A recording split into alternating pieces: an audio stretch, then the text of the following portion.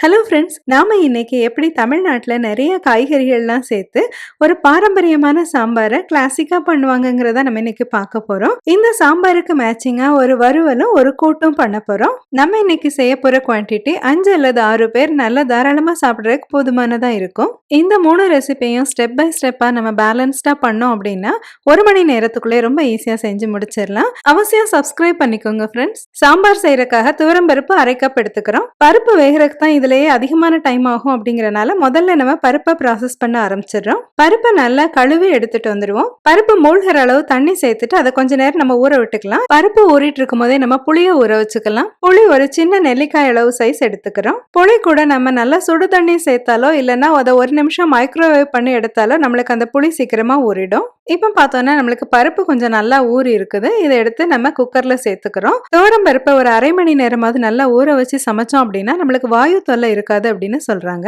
பருப்பு ஊறின தண்ணியை நம்ம வெளியே ஊத்திட்டு நம்ம இனிமே இந்த பருப்பு மூழ்கிற அளவு தண்ணி சேர்த்துக்குவோம். பருப்பு கூட 1/2 டீஸ்பூன் மஞ்சள் தூள், 1/8 டீஸ்பூன் பெருங்காயத்தூள், அதாவது 1/4 டீஸ்பூனுக்கும் பாதி அளவு பெருங்காயத்தூள் சேர்த்துக்கிறோம். பருப்பு நல்லா குழைவா வேகிறக்காக இது கூட ஒரு சொட்டு விளக்கெண்ணெய் இல்லைன்னா ஒரு 1/4 டீஸ்பூன் நல்லெண்ணெய் இல்லைன்னா நமக்கு பிரியமான எந்த எண்ணெய்னாலும் சேர்த்துக்கலாம். இனிமே குக்கர் மூடியில அந்த ரப்பர் கேஸ்கெட்டை சேர்த்துட்டு இந்த மூடியை வச்சு இந்த குக்கரை மூடிக்கிறோம். அது மேல இந்த குக்கர் பிரஷர் வெயிட் வால்வையும் வச்சுக்கிறோம். ஒரு விசில் வந்த பிறகு தீயை நல்லா கம்மி பண்ணி வச்சுட்டு 10 நிமிஷம் நம்ம வேக வச்சுட்டு ஆஃப் பண்ணிடலாம். சாம்பாருக்கு பருப்பு வெந்துட்டு இருக்கும் போதே நம்ம சாம்பாருக்கான காய்கறிகள் எல்லாம் ரெடி பண்ணிக்கலாம். ஒரு முருங்கைக்காய், ஒரு தக்காளி, கத்திரிக்காய் 150 கிராம், சின்ன சைஸ் மாங்காய் 1 எடுத்து வச்சுக்கிறோம். இந்த ஃப்ரீஸ் பண்ண மாங்காய் 1 கப் இருக்க மாதிரி நான் எடுத்திருக்கிறேன். இந்த 4 காய்கறிகளும் சேர்த்து சமைக்கிறது தான் தமிழ்நாட்டோட கல்யாண வீட்டு சாம்பார் அந்த மாதிரி பாரம்பரிய சாம்பாருக்கான முக்கியமான காய்கறிகளை கழுவி எடுத்துட்டு வந்துடலாம். அதே சமயம் நம்மளுக்கு கூட்டுக்கு தேவையான இந்த சுரைக்காயும் கட் பண்ண ஆரம்பிச்சிடுறோம்.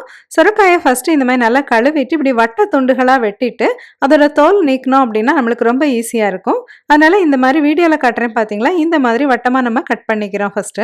இனிமே சுரைக்காயோட தோல் எல்லாம் நீக்கிட்டு அதை சின்ன துண்டுகளா கட் பண்ணி வச்சுக்கிறோம். சுரைக்காய் கூட்டை தாளிக்கிறதுக்காக பெல்லாரி வெங்காயம் 1 எடுத்து அதை சின்ன துண்டுகளா கட் பண்ணி வச்சிருக்கிறோம். 3 பச்சை மிளகாய் எடுத்து நீல வாக்குல கட் பண்ணி வச்சிருக்கோம். 2 இனுக்கு கருவேப்பிலை எடுத்து வச்சிருக்கோம். சாம்பாருக்கு தேவையான புளியை கரைச்சி வச்சுக்கலாம். அதே மாதிரி இந்த சாம்பாருக்காக நம்ம காய்கறிகள்லாம் எடுத்து வச்சிருந்தோம்ல அதையெல்லாம் நம்ம கட் பண்ணி வச்சுக்கிறோம். கத்திரிக்காயை 4 கட் பண்ணி வச்சுக்கிறோம். இந்த மாதிரி முருங்கைக்காயை நீள சைஸ் துண்டுகளா கட் பண்ணிட்டு 2 வகுந்து வச்சிருக்கிறோம். இந்த மாதிரி காய்கறிகள்லாம் நம்ம கட் பண்ணி முடிக்கிறதுக்குள்ளே நம்மளுக்கு பருப்பு நல்லா வெந்திருக்கும். இனிமே குக்கரை ஓபன் பண்ணிட்டு இந்த பருப்பு கூட 1/2 டீஸ்பூன் சீரகம் சேர்த்து இந்த பருப்பை ஒரு மத்தாலையோ இல்ல இப்படி கரண்டியாலையோ நல்லா மசிச்சு விட்டுக்கலாம். சாம்பார் செய்யறதுக்காக ஒரு குழம்பு பாத்திரத்தை எடுத்து நம்ம அடுப்புல வச்சுட்டு சூடு பண்ணிக்கிறோம். பாத்திரம் சூடானதும் அதுல நல்லெண்ணெய் 2 டேபிள் ஸ்பூன் சேர்த்துக்கிறோம். சாம்பார் நல்ல வாசமா இருக்கணும் அப்படிங்கறக்காக அது கூட நெய் 1 டீஸ்பூன் சேர்த்துக்கிறோம். இந்த நெய் நம்ம வீட்டிலேயே செஞ்ச நெய் தான். எண்ணெய் சூடாயிட்டு நெய் உருக ஆரம்பிச்ச உடனே கடுகு 1 டீஸ்பூன் போட்டுட்டு கடுகு வெடிக்க ஆரம்பிச்ச உடனே அதுல 1/2 டீஸ்பூன் வெந்தயம் சேர்த்துக்கிறோம். இது கூட 1/4 டீஸ்பூன் சீரகமும் சேர்த்துக்கிறோம். கடுகு வெடிச்சிட்டு இருக்கிற சத்தம் அடங்கின உடனே நம்ம வெட்டி வச்சிருந்தோம்ல இந்த காய்கறிகளையும் சேர்த்துக்கிறோம். முருங்கைக்காய் தான் வேகிறதுக்கு அதிகமான டைம் எடுக்கும் அப்படிங்கறனால ஃபர்ஸ்ட் முருங்கைக்காயை போட்டுட்டு அதை ஒரு 2 நிமிஷம் நல்லா இந்த எண்ணெயில நம்ம வதக்கிக்கிறோம். இப்படி வதக்குறதுனால நம்மளுக்கு முருங்கைக்காயும் நம்மளுக்கு யூனிஃபார்மா மற்ற காய்களோடய சேர்ந்து சீக்கிரமா குக் ஆயிடும். 2 நிமிஷம் கழிச்சு இந்த கத்திரிக்காய்களையும் சேர்த்து நல்லா வதக்கிக்குவோம். கத்திரிக்காயும் 2 நிமிஷம் இந்த மாதிரி வெறுமனே எண்ணெயிலே நல்லா வதக்கிக்கலாம். இது கூட மல்லித்தழை 2 இனுக்கையும் கட் பண்ணி சேர்த்துக்கிறோம். கத்திரிக்காய் முருங்கைக்காய் இந்த ஹாட்டான ஆயில்ல போட்டோடனே கொஞ்சம் சீக்கிரமா வேக ஆரம்பிச்சிரும்.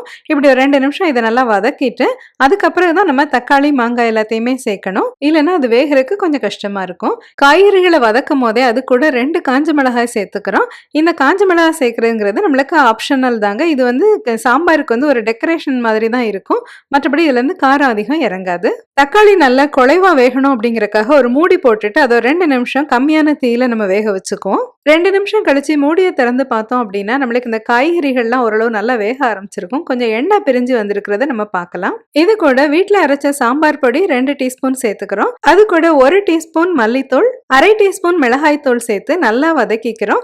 சாம்பார் பொடியிலே ஏற்கனவே நம்மளுக்கு மிளகாய் தூள் இருந்திருக்கிறோம். அதனால நம்ம கொஞ்சம் காரம் அதிகமா இருக்கணும் அப்படிங்கறக்காக இந்த மாதிரி மிளகாய் தூள் கொஞ்சம் சேர்த்துக்கிறோம். மிளகாய் தூள் வேண்டாம் அப்படின்னா நம்ம அவாய்ட் பண்ணிக்கலாம். இனிமே இந்த மசாலா பவுடர்ஸோடைய பச்சை மசாலா ஸ்மெல் போகணுங்கிறதுக்காக இதை 2 நிமிஷம் நல்லா வதக்கிக்குவோம். இனிமே நம்ம ப்ரிப்பேர் பண்ணி வச்சிருந்தோம்ல அந்த புளி கரைசலையும் இது கூட சேர்த்துக்கிறோம். கல்லுப்பு 2 டீஸ்பூன் சேர்த்துட்டு இந்த சாம்பாரை நல்லா கலந்து விட்டுட்டு இதை நம்ம ஒரு மூடி போட்டு கொதிக்க வச்சுக்குவோம். ஒரு மீடியம் ஹீட்ல இது ஒரு 10 நிமிஷம் வேகட்டும். அப்பதான் நம்மளுக்கு காய்கறிகள்லாம் நல்லா வேகும். இந்த காயெல்லாம் வெந்துட்டு இருக்கும் போதே நம்ம சுரைக்காய் கட் பண்ணி வச்சிருந்தோம்ல அதை வச்சு கூட்டு செஞ்சுக்கலாம்.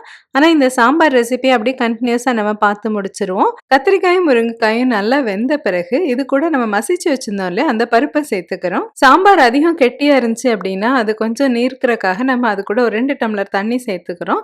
இந்த சாம்பார் ரொம்ப கெட்டியாவும் இருக்கக்கூடாது, அதே சமயம் ரொம்ப தண்ணியாவும் இருக்கக்கூடாது. அந்த மாதிரி மீடியம் கன்சிஸ்டன்சில செஞ்சுக்கிறோம். சாம்பார் நல்லா கொதிக்க ஆரம்பிக்கும் போது அது கூட 1 டீஸ்பூன் வெல்லம் சேர்த்துக்கிறோம். சாம்பாரை நல்லா தளதளன்னு ஒரு தடவை கொதிக்க வச்சுட்டு அது கூட பொடியா அரிஞ்ச மல்லித்தழை தூவி ஆஃப் பண்ணிக்கலாம். நம்ம தமிழ்நாட்டோட பாரம்பரிய டிஷ்ஷான கிளாசிக் சாம்பார் ரெடி ஆயிடுச்சு. இந்த சாம்பார் சாதத்துக்கு பொருத்தமா எப்படி செட்டிநாடு ஸ்டைல்ல சுரைக்காயை வச்சு ஒரு கூட்டு பண்ணலாங்கிறத நம்ம இப்ப பார்க்க போறோம். அடுப்புல ஒரு வாணலி வச்சு அது சூடானதும் அதுல 1 டேபிள் ஸ்பூன் நல்லெண்ணெய் சேர்த்துக்கிறோம். எண்ணெய் சூடானதும் அதுல 1 டீஸ்பூன் சோம்பு சேர்த்துக்கிறோம். சோம்பு செவக்க ஆரம்பிச்ச உடனே நம்ம நறுக்கி வச்சிருந்தோம்ல அந்த வெங்காயம், பச்சை மிளகாய், கருவேப்பிலை எல்லாம் சேர்த்துக்கிறோம். இது கூட 4 டீஸ்பூன் கடலைப்பருப்பு சேர்த்துக்கிறோம். வெங்காயம் சேர்த்த பிறகு நம்ம இந்த கடலைப்பருப்பை சேர்த்தோம் அப்படின்னா கடலைப்பருப்பு நம்மளுக்கு செவந்துராம இந்த கூட்டோட சேர்ந்து ரொம்ப அழகா தெரியும். வெங்காயம் செவக்க கூடாது. நம்மளுக்கு இப்போ வெங்காயம் கொஞ்சம் சாஃப்டா வெந்து வந்துருச்சு. இது கூட நம்ம நறுக்கி வச்சிருந்தால அந்த சுரைக்காய் துண்டுகளை சேர்த்துக்கிறோம். காயை சேர்த்த பிறகு 1 நிமிஷம் நல்லா வதக்கிக்குவோம். இந்த நிறம் மாறாம இதை வதக்கிக்கணும். பருப்பு வேகணுங்கிறக்காக இப்போ உப்பு எதுவும் சேர்க்க வேண்டாம்.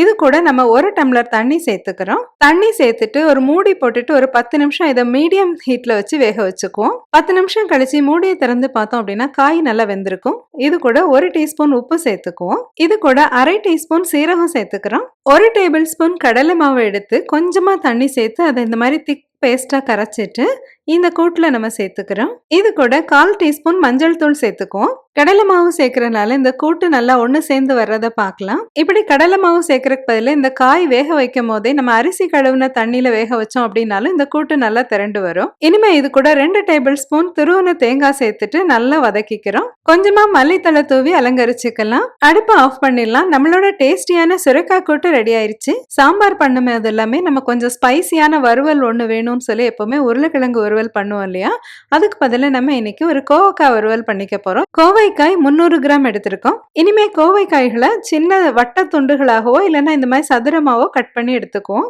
அடுப்புல ஒரு கனமான வாணலியை வச்சு அது சூடானதும் அதுல 2 டேபிள் ஸ்பூன் கடலெண்ணெய் சேர்த்துக்கிறோம். எண்ணெய் சூடானதும் அதுல 1 டீஸ்பூன் கடுகு, 1/2 டீஸ்பூன் உளுந்தம்பருப்பு சேர்த்துக்கிறோம். கடுகு ஓரளவு வெடிக்க ஆரம்பிச்சு உளுந்தம்பருப்பெல்லாம் செவக்க ஆரம்பிச்ச உடனே அதுல 1 சிட்டிகை பெருங்காயத்தூள் தூவிக்கிறோம். இது கூட நம்ம நறுக்கி வச்சிருந்தால அந்த கோவைக்காய் துண்டுகளையும் சேர்த்துக்கிறோம். கோவைக்காயை சேர்த்துட்டு இதை நல்லா எண்ணெயில வதக்கிக்குவோம். இப்படி எண்ணெயில காய்களை வதக்கும் போது அதுல உள்ள ஃபிளேவர் நம்மளுக்கு நல்லா என்ஹான்ஸ் ஆகி தெரியும். 2 நிமிஷம் காயை நல்லா வதக்கிட்டு இனிமே அது கூட உப்பு 1/2 டீஸ்பூன் சேர்த்துக்கிறோம். கோவைக்காயிலே கொஞ்சம் தண்ணி சத்து இருக்கும், அதனால தண்ணி எதுவும் சேர்த்து வதக்கணும்னு தேவையில்லை இந்த ஃப்ரைக்கு.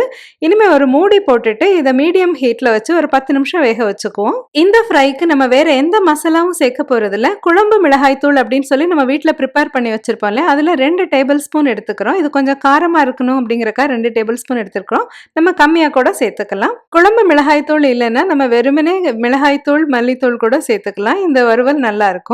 பொதுவா இந்த கோவைக்காய் வறுவலுக்கு பார்த்தோம்னா நிறைய எண்ணெய் சேர்த்து வதக்குவாங்க. ஆனா நம்ம கம்மியா தான் எண்ணெய் சேர்த்திருந்தோம். அதனால இந்த மசாலா பவுடர்ஸ் வந்துட்டு அதிகமா ஒன்னோட ஒண்ணு சேராத மாதிரி இருக்கும். இந்த நேரத்துல நம்ம ஒரு 1/4 கப் தண்ணி மட்டும் இது கூட சேர்த்துக்கிறோம். தண்ணி சேர்த்துட்டு இந்த ஃப்ரையை நல்லா மிக்ஸ் பண்ணி விட்டுட்டு தீயை நல்லா கம்மி பண்ணி ஒரு மூடி வச்சுட்டு ஒரு 5 நிமிஷம் இதை நல்லா வேக வச்சுக்குவோம். இனிமே அடுப்பை ஆஃப் பண்ணிடலாம். நம்மளோட டேஸ்டியான கோவைக்காய் ஃப்ரை ரெடி ஆயிருச்சு.